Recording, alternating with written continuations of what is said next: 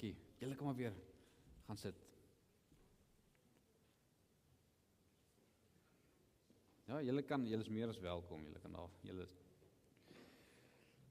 Vandag word ons uitgenooi om te luister na seker een van die mooiste hoofstukke in die Nuwe Testament, dalk in die Bybel. En dis Romeine 8.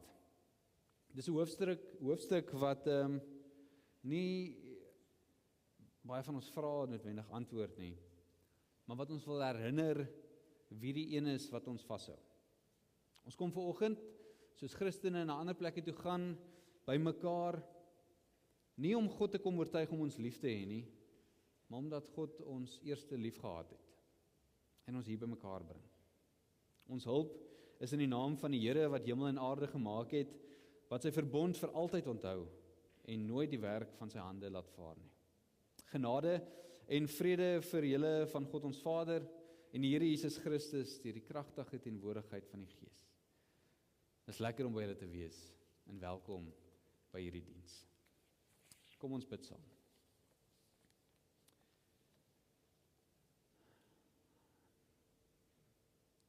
Here, ons wil ook vandag by mekaar kom om te erken dat ons baie maklik lewe asof ons eers moet bewys dat ons goed genoeg is. Dat ons eers reg moet leef, dat ons op 'n manier moet liefde en genade verdien. Menswaardigheid moet verdien. Ons leef dikwels asof U liefde verdien moet word, en dan oordeel ons onsself en dan oordeel ons ook ander. Ons kom om vergifnis te vra vir die kere waar ons uit ons eie seer ander veroordeel. Uit ons eie onsekerheid ander oordeel. Leer ons om weer te leef uit U genade as U kinders, uit U liefde. Amen. Wanneer ons by eredienste ons skuld bely, kan ons weet daar is ook 'n genadeverkondiging. Luister na die goeie nuus uit Romeine 8. Daar is dan nou geen veroordeling vir die wat in Christus Jesus is nie. En later skryf Paulus, niks sal ons kan skei van die liefde van God wat daar in Christus Jesus ons Here is nie. Gemeente, hierdie is nie iets wat ons hoef te verdien eendag nie. Dis 'n waarheid waarin ons nou al mag leef. So voor ons hierdie teksgedeelte lees, kom ons raak stil. Haal lekker diep asem.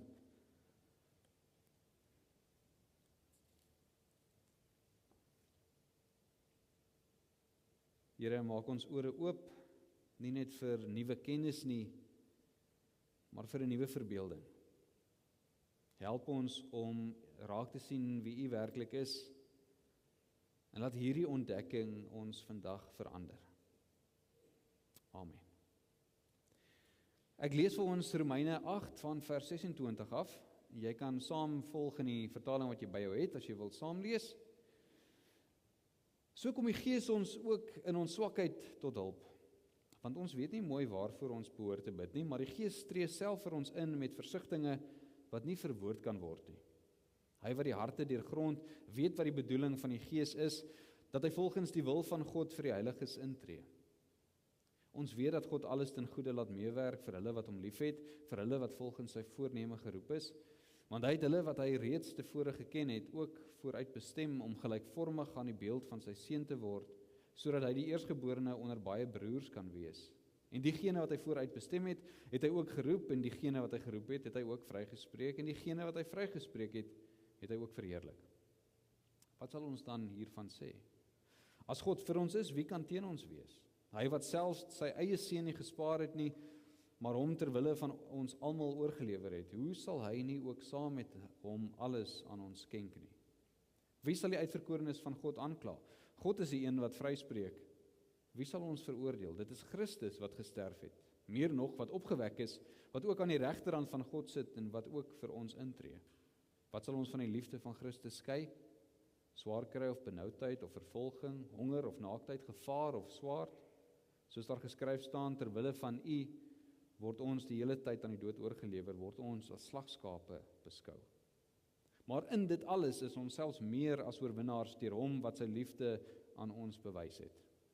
Ek is immers daarvan oortuig dat nog dood, nog lewe, nog engele, nog magte, nog teenswoordige, nog toekomstige gebeure, nog kragte, nog hoogte, nog diepte, nog enigiets anders in die skepping ons sal kan skei van die liefde van God in Christus Jesus ons Here.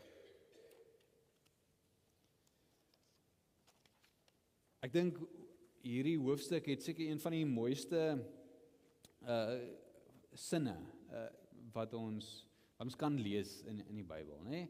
Dis mooi ook, dis maklik om te onthou en ons hou daarvan want dit lyk ook mooi op 'n WhatsApp boodskap, né, of 'n WhatsApp status. Baie van hierdie. Julle het dit al ontvang, né? Julle het al gelees. Baie troos in hierdie paar verse wat ek gelees het. Maar Romeine 8 is ook een van daai hoofstukke waaroor Christene vir eeue lank beklei. Waaroor hulle vashak, waaroor boeke geskryf is. As jy Romeine 8 sou gaan lees in 'n Bybelstudie, of waar 'n klomp van ons saam is in 'n klein groep, dan sit jy lank nie voor iemand vra, maar hoe werk hierdie uitverkiesingsstorie? Hoe werk dit as God dan nou vooruit geken het en gekies het en die goed doen? Sommige tradisies beweer hulle weet hoeveel mense gekies is, en dan hak ons daar vas. Vir eeue lank doen Christene en teoloë dit en skryf sale vol boeke oor hierdie ding. Maar ek dink ons mis die punt, ek dink ons hak vas by die goed waaroor ons vra het en mis die tema, mis die boodskap wat Paulus, wat ons nou raai, die beste raaiskoot is vir die skrywer van hierdie brief. Ons mis wat hy dalk probeer oordra aan hierdie groep Christene in Rome, in die hartjie van die Romeinse koninkryk. Want as ons mooi gaan kyk, is dit 2 verse waar Paulus praat van uitverkiesing en voorkennis en al hierdie goed, en dan beweeg hy aan. Dan gaan hy aan. Dis nie waar hy vertoef nie. Hy probeer nie 'n meganiese of 'n filosofiese verduideliking van die uitverkiesing gee nie. Paulus gaan aan en hy vra, as God vir ons is, wie kan teen ons wees? Wie kan God se uitverkorenes aankla? Wie sal hulle veroordeel? Wie sal ons kan skei van die liefde van Christus? Dit lyk asof Paulus veel meer belangstel nie in om te verduidelik hoe God mense kies nie, maar hy wil hierdie klompie gelowiges eerder verseker wie die God is wat hulle gekies het. Hy wil ons sekerlik ook dan nou verseker dat wanneer hierdie God sy liefde op jou gevestig het, is daar niks wat dit kan verbreek nie. Niks wat dit ongedaan kan maak nie. Romeine 8 vra nie in die eerste plek wie is die uitverkorenes nie, dit vra watter soort God het ons hiermee te doen. Op die einde van die dag is ons teologie en dit wat ons glo oor God ook die manier waarop ons in verhoudings is met ander mense. Ek het hierdie aanhaling gekry wat sê dat die God waarin ons glo vorm die mense wat ons word. So as ons glo in 'n God wat met vrees en dwang regeer, dan is dit vir ons ook maklik om dit te doen. In ons huise of by ons werksplekke, dis ook vir ons makliker om dit te hanteer. Dit bepaal dalk selfs vir watse politieke kandidaat ons ondersteuning gaan gee. Wanneer ons glo in 'n God wat voortdurend boekhou van die kwaad, dan is dit maklik vir ons om maar ook dieselfde te doen.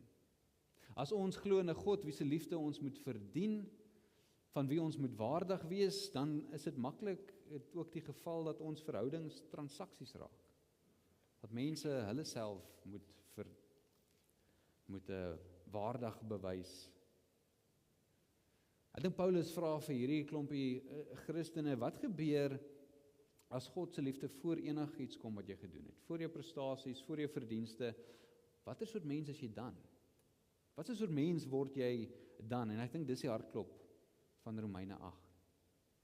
Nog voor Paulus by verse 29 en 30 kom, ry hy so half die pad voor met familietaal. Die hele hoofstuk 8 is vol van dit.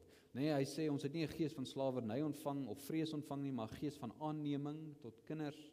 Ons roep Abba Vader, ons is kinders, ons is erfgename.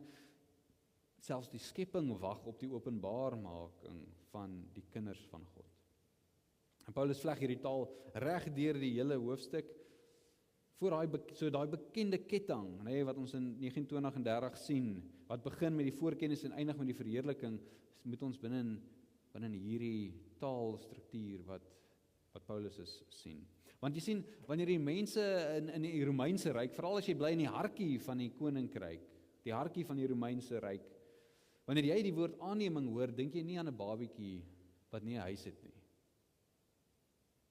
Jy dink waarskynlik aan die keiser.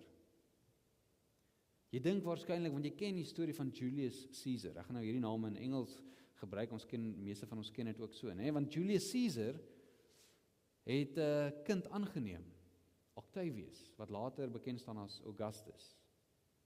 Want hierdie kind het potensiaal gehad.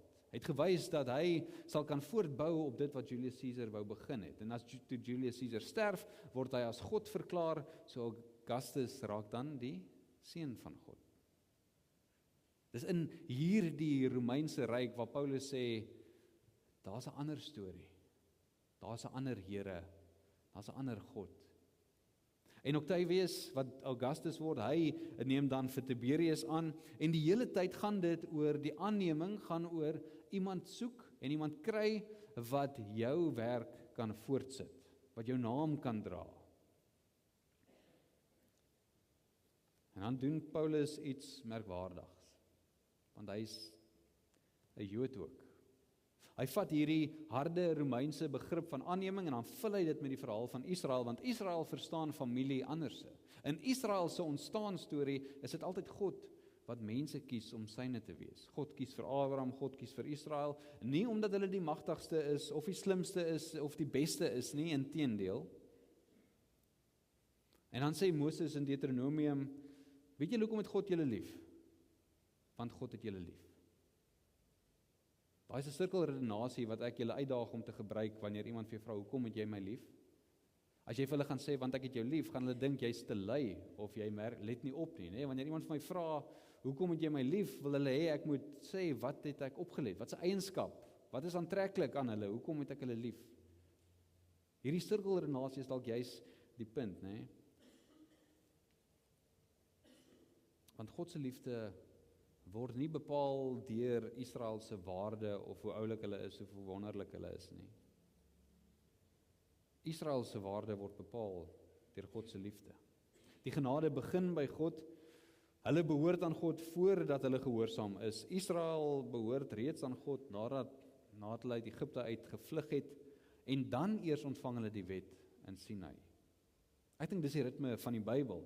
God verklaar eers dat jy syne is, en dan kom die verhouding, die verandering, die bekering.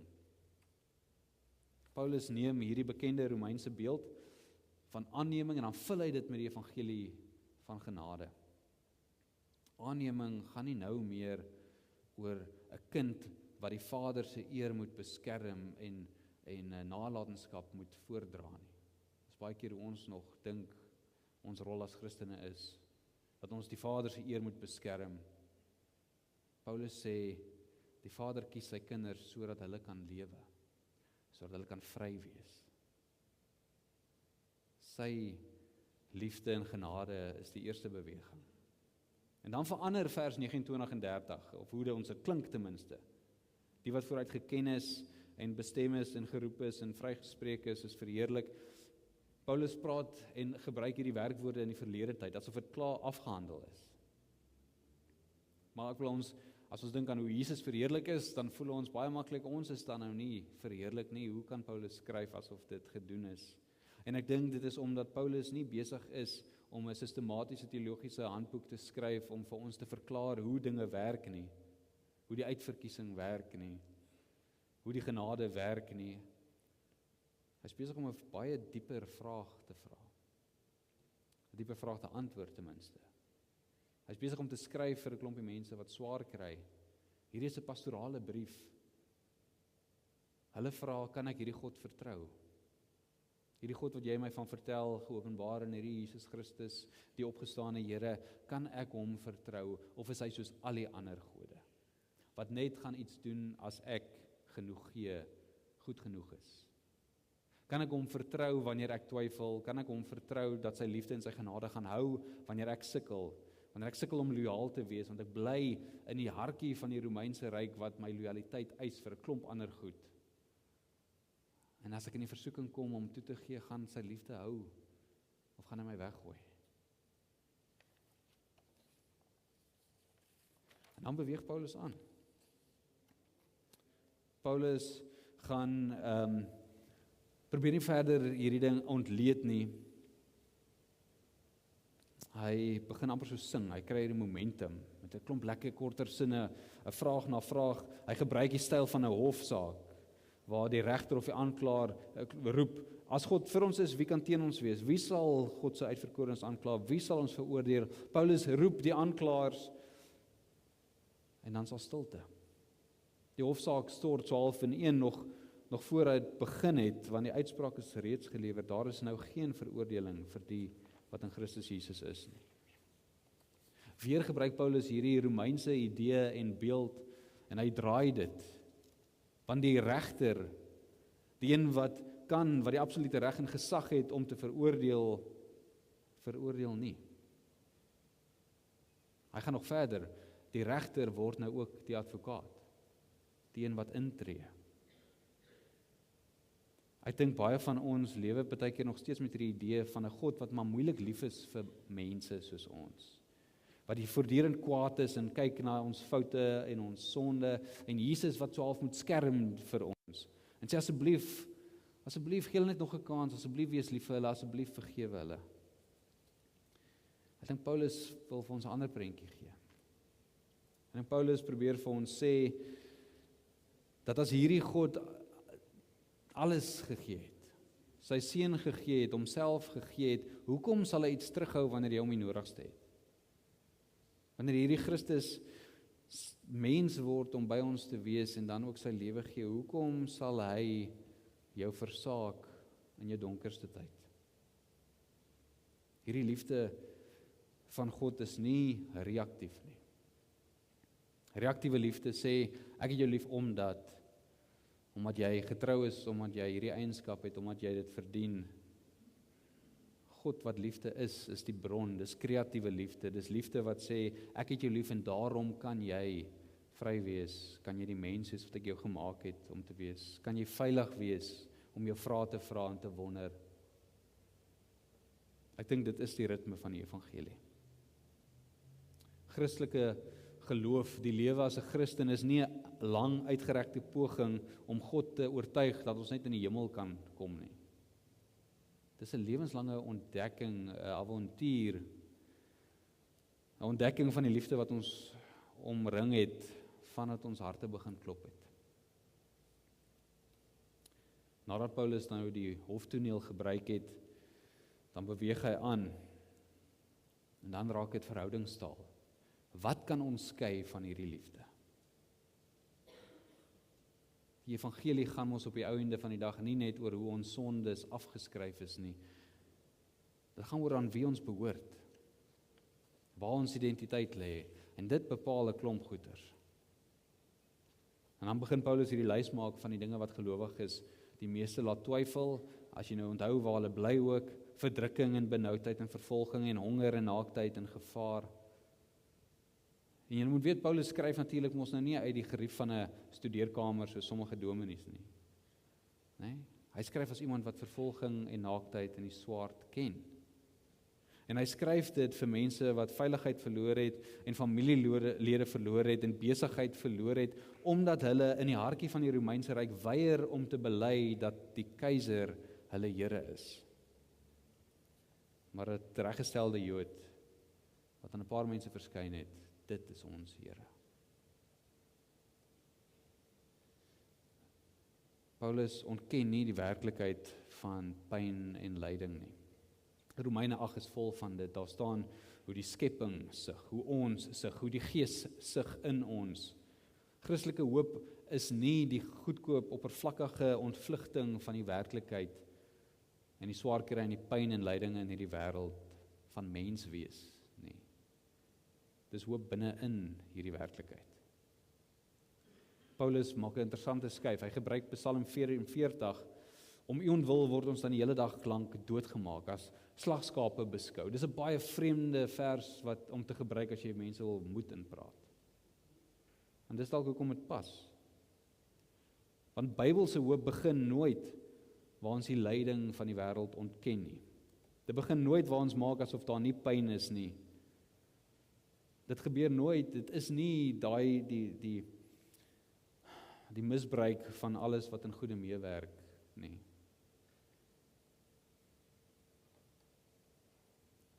Ons sou dink die kruis sal dit verander.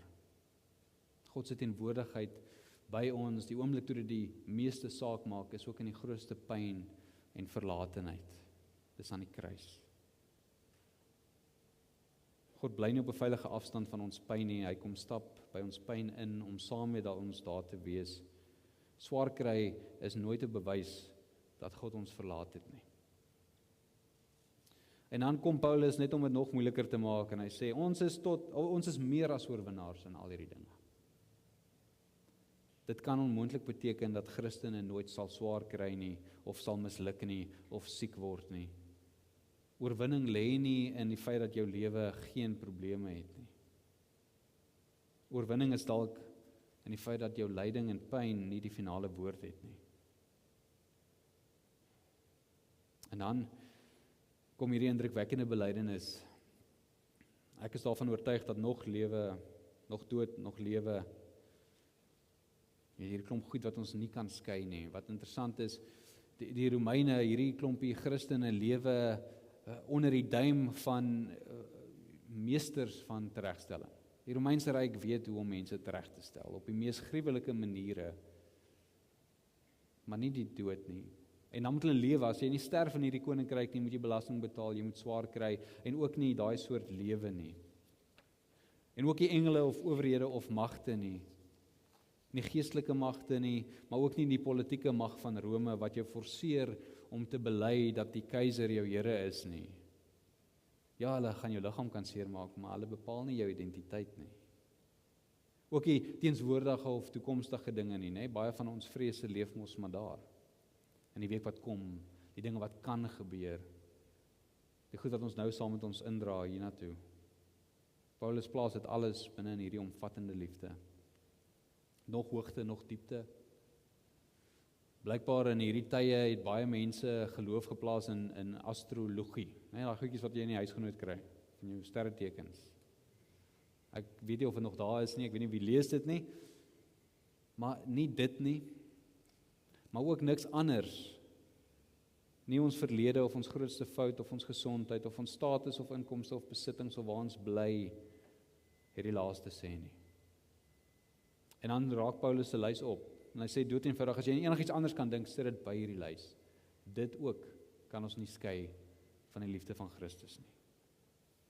Met ander woorde, as hy iets vergeet het om te noem, as daar iets is wat jou laat wakker lê in die aand, wat jou laat voel dat jy nie werd is om geliefd te wees nie, dat jy nie moeite werd is om raak te sien nie, dat jy alleen is, want jy verdien dit, sit dit ook by hierdie lys.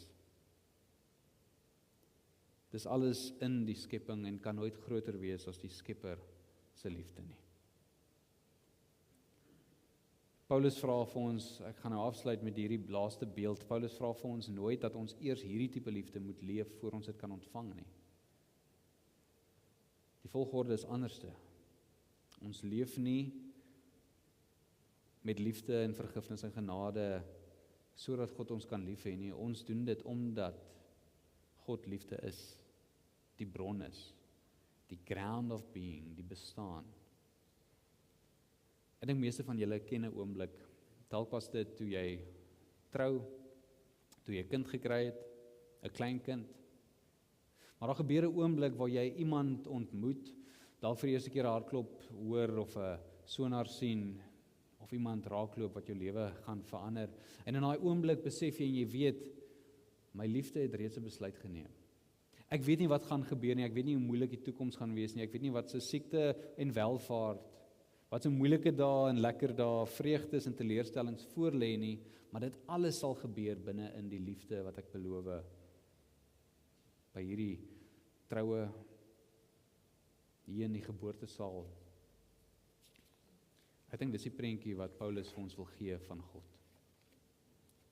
Nie 'n God wat op 'n afstand sit en kyk hoe ons gaan uitdraai nie, maar God wie se liefde reeds onvoorwaardelik gevestig is, ons in is. So die vraag is dan, as dit die God is wat ons aanbid, wat is soort mense word ons dan? Ek sou raai en hoop ons word mense wat ander mense laat voel hulle behoort en hulle is welkom voordat ons van hulle vra om te verander of tot bekering te kom. Ek hoop ons is dan mense wat ruim vergewe, maklik vergewe, want ons weet ons is vergewe. Ek hoop dit maak ons mense wat ander nie reduseer tot hulle slegste en grootste foute nie, want ons weet ons is meer as ons grootste foute en flaters. Ek hoop dit maak ons mense wie se liefde nie reageer op ander se waarde nie, maar wat lewe moontlik maak. Wat die lewe mooier maak. Want ons word soos die God waarin ons glo. So ek gaan afsluit en vir Paulus die laaste woorde gee. Ek is immers daarvan oortuig dat nog dood, nog lewe, nog engele, nog magte, nog teenswoordige, nog toekomstige gebeure, nog kragte, nog hoogte, nog diepte, nog enigiets anders in die skepping, ons sal kan skei van die liefde van God in Christus Jesus ons Here. Amen. Here, ons dankie vir die brood wat gebreek is en die wyn wat geskink is. Dankie dat ons weer kan onthou, u liefde kom altyd eerste. Stuur ons nou om dieselfde soort mense te wees. Mense wat ander laat voel dat hulle behoort. Deur Christus ons Here. Amen. Baie dankie julle, dit was 'n voorreg en 'n lekkerte om hier by julle te wees. Ek wens ek kon langer bly, maar ek glo ek sal julle weer sien. En sterkte vir die pad ook saam met Heinrich en Marley, ons is opgewonde saam met julle en vir julle. Maar gaan dan nou in vrede. Julle het gehoor dat God julle liefhet. Julle het dit ook geproe. Mag die liefde van die Vader, die genade van die Seun en die gemeenskap van die Heilige Gees julle dra in hierdie week wat voorlê, sodat julle kan leef soos die God waarin julle glo. Amen.